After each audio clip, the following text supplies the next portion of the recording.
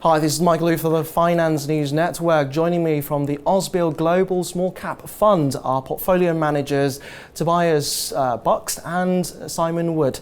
Thanks, gents, for joining us today. Thanks, Michael, for having us. So, what differentiates your global small-cap investment strategy from the rest? Well, we're an active strategy, and we believe judgment is really important to deliver excess returns in the market.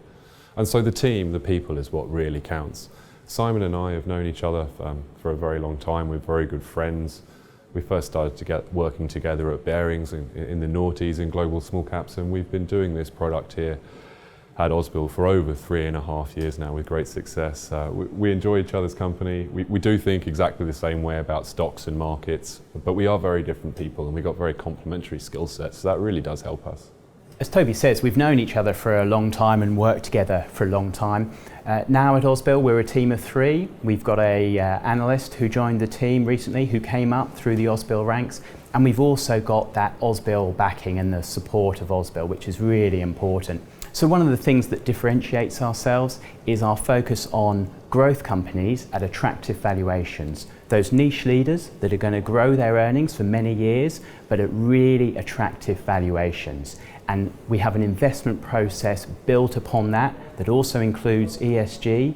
And when you combine all those elements, we think you can deliver great risk-adjusted returns on a repeatable basis. So the fund has been in operation for 3 years now.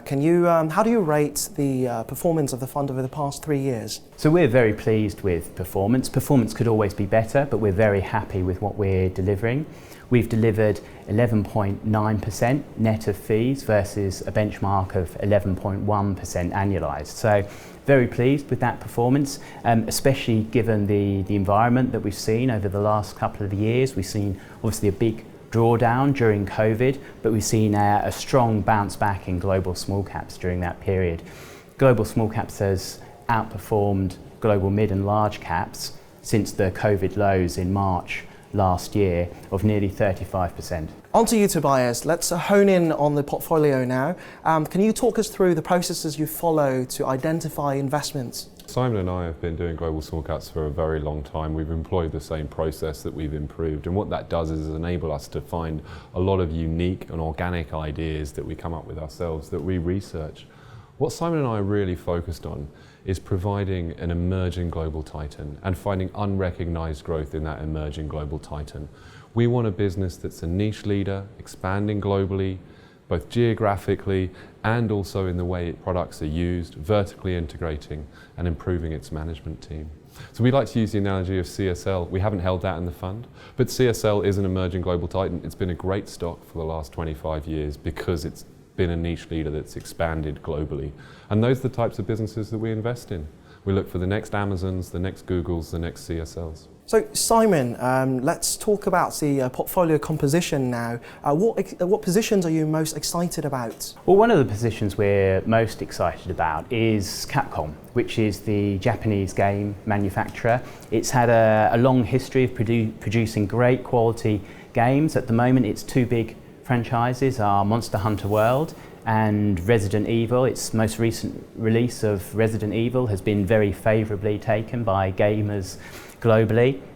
And we think one of the key things is as it moves to more electronic downloads, it's not distributing via bricks and mortar shops anymore. It's very accretive for margins. And we think Capcom's ability to produce excellent games going forward with that increasing margins is going to be very, very attractive for the earnings of Capcom. So we've held Generac since the inception of the fund. It's still in the fund and still doing well. It's grown from a small business, under 3 billion market cap, to now over 20 billion and is about to go into the S&P. And that's an emerging global titan that's become a global titan.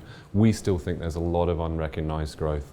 Value creation has been created by adding organically and through M&A a whole suite of products and expertise, not just in generators but also smart grid technology and wall batteries, the software and the controls. And they continue to build a full suite of services that are going to really benefit from a future move towards localized smart grids and the future electricity generation in the US. Now lastly, before we let you guys go, could you discuss the outlook for the global small caps market in the coming time? Yeah, look, we think there's a very favourable outlook for global small caps. As Simon has stated, we've seen very strong performance of the asset class over the longer term, and particularly as the economic cycles improved.